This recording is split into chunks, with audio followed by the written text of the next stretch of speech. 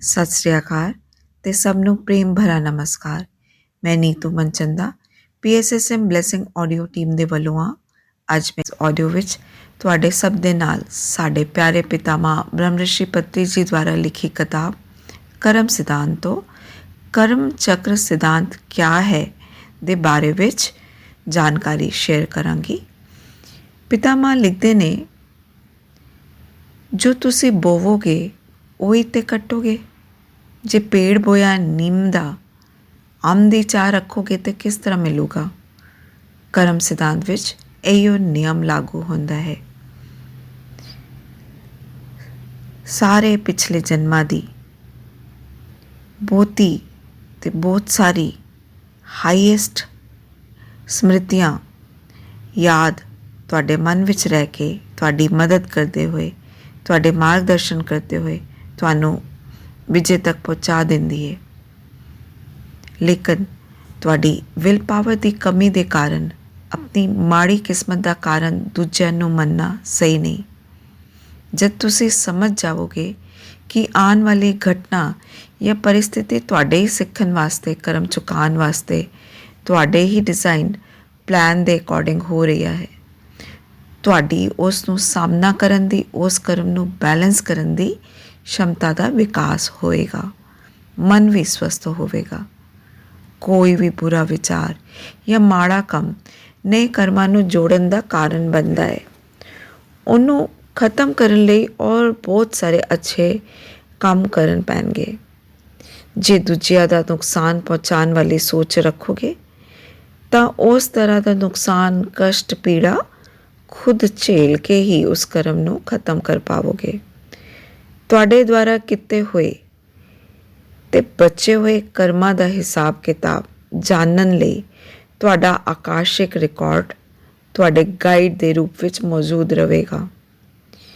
ਜੇ ਕੋਈ ਆਪਣੀ ਫਿਜ਼ੀਕਲ ਲਾਈਫ ਦੇ ਦੌਰਾਨ ਆਕਾਸ਼ਿਕ ਰਿਕਾਰਡ ਨੂੰ ਪੜ੍ਹਨਾ ਸਿੱਖੇ ਤੇ ਉਹਨੂੰ ਅਸੀਮ ਸਾਹਸ, ਸੁਵਿਧਾ, ਸਹੂਲੀਅਤ ਦੇ ਨਾਲ ਕਰਮ ਰਿਣ ਨੂੰ ਆਸਾਨੀ ਨਾਲ ਚੁਕਾਉਣ ਦਾ ਮੌਕਾ ਮਿਲਦਾ ਹੈ। ਕਰਮ ਸੂਤਰ ਨੂੰ ਸਮਝਣ ਲਈ, ਉਹਦਾ ਪਾਰ ਪਾਉਣ ਲਈ ਸਭ ਨੂੰ ਉਸ ਦੇ ਬਾਰੇ ਵਿੱਚ ਥੋੜ੍ਹਾ ਬਹੁਤਾ ਗਿਆਨ ਹੋਣਾ ਚਾਹੀਦਾ ਹੈ। Every action has a reaction. ਸਾਡੇ ਦੁਆਰਾ ਕੀਤੇ ਗਏ ਹਰ ਚੰਗੇ ਤੇ ਮਾੜੇ ਕੰਮ ਦੇ ਅਨੁਸਾਰ ਸਾਨੂੰ ਫਲ ਮਿਲਦਾ ਹੈ। ਜੇ ਇਹ ਗੱਲ ਚਿੱਤ ਵਿੱਚ ਰੱਖੋਗੇ ਤਾਂ ਆਪਣੇ ਬਚੇ ਹੋਏ ਕਰਮ ਖਾਤੇ ਨੂੰ ਕੰਮ ਕਰ ਸਕੋਗੇ। ਹੁਣ ਪ੍ਰਸ਼ਨ ਇਹ ਵੀ ਉੱਠਦਾ ਹੈ, ਜੇ ਤੁਹਾਡੇ ਤੋਂ ਕਿਸੇ ਦਾ ਅਨਨੋਇੰਗਲੀ ਬੁਰਾ ਹੋ ਜਾਵੇ ਜਾਂ ਤੁਸੀਂ ਜਾਣ ਕੇ ਕਿਸੇ ਦਾ ਬੁਰਾ ਕੀਤਾ ਹੈ, ਕਿਆ ਦੋਨੋਂ ਦਾ ਰਿਜ਼ਲਟ ਇੱਕੋ ਜਿਹਾ ਹੋਵੇਗਾ? ਜੇ ਤੁਹਾਡੀ ਸੋਚ ਜਾਂ ਤੁਹਾਡਾ ਮਨਸੂਬਾ ਕਿਸੇ ਦਾ ਬੁਰਾ ਕਰਨ ਦਾ ਨਾ ਹੋ ਤਾਂ ਤੁਹਾਨੂੰ ਕਰਮ ਦੋਸ਼ ਨਹੀਂ ਲੱਗੇਗਾ, ਪਰ ਇਹਨੂੰ ਚੰਗੀ ਤਰ੍ਹਾਂ ਸਮਝਣਾ ਚਾਹੀਦਾ ਹੈ। ਮਿਸਾਲ ਲਈ, ਜੇ ਤੁਸੀਂ ਕੋਈ ਕੰਮ ਕਿਸੇ ਨੂੰ ਵੀ ਉਸ ਤੋਂ ਨੁਕਸਾਨ ਨਾ ਹੋਵੇ, ਉਹਦੇ ਵਿੱਚ ਤੁਹਾਡਾ ਕੋਈ ਸਵਾਰਥ ਨਾ ਹੋਵੇ, ਦੂਜਿਆਂ ਦਾ ਫਾਇਦਾ ਹੋਵੇ, ਇਹ ਸੋਚ ਕੇ ਕਰਦੇ ਹੋ, ਪਰ ਇਸ ਦੌਰਾਨ ਹੀ ਕਿਸੇ ਨੂੰ ਕੋਈ ਹਾਨੀ ਪਹੁੰਚੇ ਜਾਂ ਤੁਹਾਨੂੰ ਕੰਮ ਖਤਮ ਹੋਣ ਦੇ ਬਾਅਦ ਇਸ ਤਰ੍ਹਾਂ ਦੀ ਜਾਣਕਾਰੀ ਹੋਵੇ ਕਿ ਸਭ ਕੁਝ ਧਿਆਨ ਰੱਖਣ ਦੇ ਬਾਵਜੂਦ ਵੀ ਕਿਸੇ ਦਾ ਨੁਕਸਾਨ ਹੋ ਗਿਆ ਹੈ, ਇੱਥੇ ਤੁਹਾਨੂੰ ਕਰਮ ਦੀ ਚਿੰਤਾ ਕਰਨ ਦੀ ਲੋੜ ਨਹੀਂ ਹੈ। ਇਸ ਦੇ ਬਜਾਏ ਤੁਸੀਂ ਉਹਨਾਂ ਦੇ ਕੋਲ ਜਾ ਕੇ ਸਿਚੁਏਸ਼ਨ ਐਕਸਪਲੇਨ ਕਰੋ। ਅਨਨੋਇੰਗਲੀ ਕੀਤੀ ਹੋਈ ਗਲਤੀ ਦਾ ਪਛਤਾਵਾ ਕਰਨ ਨਾਲ ਤੁਹਾਨੂੰ ਕਰਮ ਦੋਸ਼ ਨਹੀਂ ਲੱਗੇਗਾ। ਉਸ ਦੇ ਨੁਕਸਾਨ ਦੀ ਪੂਰਤੀ ਲਈ ਪ੍ਰਾਰਥਨਾ ਕਰਨੀ ਚੰਗੀ ਗੱਲ ਹੈ। ਤੁਹਾਨੂੰ ਕੋਈ ਦੋਸ਼ ਨਹੀਂ ਲੱਗੇਗਾ। ਬਿਲਕੁਲ ਬੇਫਿਕਰ ਰਹੋ।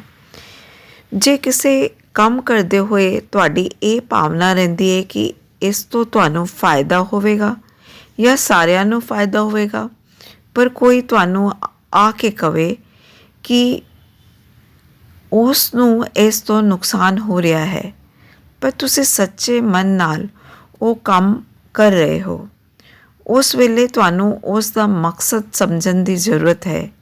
ਜੇ ਉਹਨੂੰ ਸੱਚੀ ਕੋਈ ਹਾਨੀ ਹੋਈ ਹੈ ਤੇ ਉਸ ਨੁਕਸਾਨ ਦੀ ਭਰਪਾਈ ਕਰਨੀ ਪਵੇਗੀ।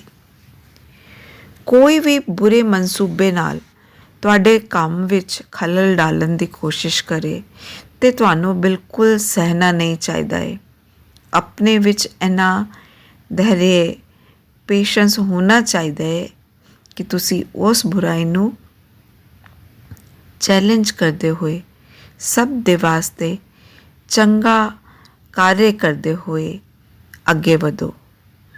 ਕਿਸੇ ਤਰ੍ਹਾਂ ਦਾ ਫਲ ਤੇ ਕੁਝ ਵੀ ਉਮੀਦ ਨਾ ਰੱਖਦੇ ਹੋਏ ਚੰਗੇ ਕੰਮ ਕਰਦੇ ਹੋਏ ਚੰਗੀ ਨੀਅਤ ਦੇ ਨਾਲ ਚੰਗੀ ਚੇਤਨਾ ਦੇ ਕਾਰਨ ਤੁਹਾਡੇ ਕਰਮ ਮਿਟ ਜਾਣਗੇ। ਅੱਛਾਈ ਦੀ ਬੁਰਾਈ ਤੋਂ ਰੱਖਿਆ ਕਰਨ ਦੇ ਕਾਰਨ ਵੀ ਤੁਹਾਡੇ ਕਰਮ ਕੱਟ ਜਾਣਗੇ। ਜੇ ਤੁਹਾਡੇ ਸਾਹਮਣੇ ਹੀ ਕੁਝ ਮਾੜਾ ਕੰਮ ਹੋ ਰਿਹਾ ਹੈ, ਤੁਸੀਂ ਉਹਨੂੰ ਰੋਕਣ ਦੇ ਸਮਰਥ ਹੋਣ ਦੇ ਬਾਵਜੂਦ ਵੀ ਉਹਨੂੰ ਨਹੀਂ ਰੋਕਦੇ ਤੇ ਤੁਸੀਂ ਕਰਮ ਦੋਸ਼ ਦੇ ਭਾਗੀ ਹੋਵੋਗੇ। ਇਸ ਦੇ ਬਾਰੇ ਵਿੱਚ ਕਈ ਸਵਾਲ ਹੋ ਸਕਦੇ ਹਨ, ਪਰ ਇਸ ਦੀ ਚਰਚਾ ਖੁੱਲ੍ਹ ਕੇ ਕਰਾਂਗੇ। ਜੇ ਕੋਈ ਕਿਸੇ ਦਾ ਨੁਕਸਾਨ ਕਰਨਾ ਚਾਹੇ, ਉਹਨੂੰ ਮਾਰਨਾ ਜਾਂ ਉਹਦੀ ਹੱਤਿਆ ਕਰਨਾ ਚਾਹੇ ਤੇ ਤੁਹਾਨੂੰ ਕਰਮ ਦੇ ਵਿਸ਼ੇ ਵਿੱਚ ਕਿਸ ਤਰ੍ਹਾਂ ਦੀ ਸਮਝ ਰੱਖਣੀ ਚਾਹੀਦੀ ਹੈ? ਕਿਸੇ ਦਾ ਜਵਾਬ ਇਹ ਵੀ ਹੋ ਸਕਦਾ ਹੈ, ਜਿਸ ਦਾ ਨੁਕਸਾਨ ਹੋਇਆ ਹੈ ਉਹਨੇ ਜ਼ਰੂਰ ਆਪਣੇ ਪਿਛਲੇ ਜਨਮਾਂ ਵਿੱਚ ਦੂਜੇ ਮਨੁੱਖ ਦਾ ਬੁਰਾ ਕੀਤਾ ਹੋਣਾ ਹੈ ਜਾਂ ਨੁਕਸਾਨ ਕੀਤਾ ਹੋ ਸਕਦਾ ਹੈ। ਅਸੀਂ ਕਿਉਂ ਉਹਦੇ ਪਵਾੜੇ ਵਿੱਚ ਪਈਏ? ਆਪਣੇ ਕਰਮ ਨੂੰ ਭੋਗ ਰਿਹਾ ਹੈ, ਕਿਉਂ ਅਸੀਂ ਵਿੱਚ ਪਈਏ?